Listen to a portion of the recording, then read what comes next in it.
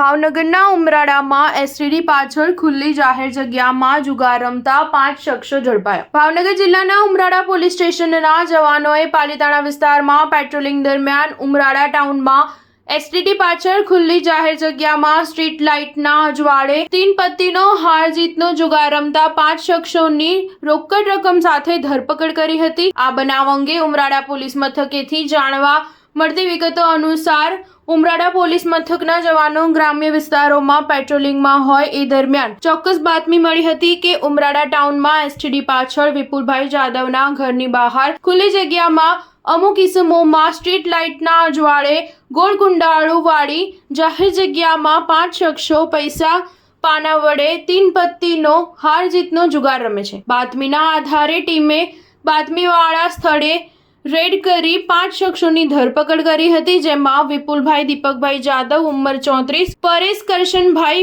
પાટડિયા ઉંમર 38, પુનિત ઉર્ફે પિન્ટુ ભાવેશભાઈ બારૈયા ઉંમર 23, વિશાલ અશોકભાઈ વાઘેલા ઉંમર 24 તથા ભાવિક મુકેશભાઈ બલોલિયા ઉંમર 23 રહે। તમામ ઉમરાળા વાળા પાસેથી જુગારના પટમાં પડેલ રોકડા રૂપિયા 10,210 તથા જુગારના સાહિત્ય સાથે ઝડપી લઈ 5 વિરુદ્ધ ઉમરાળા પોલીસ સ્ટેશનમાં જુગાર ધારા એક્ટ 12 મુજબ ગુનો નોંધાવી વધુ તપાસ હાથ ધરી હતી। સ્ટાર ન્યૂઝ 7 હંમેશા સચ્ચાઈની સાથે।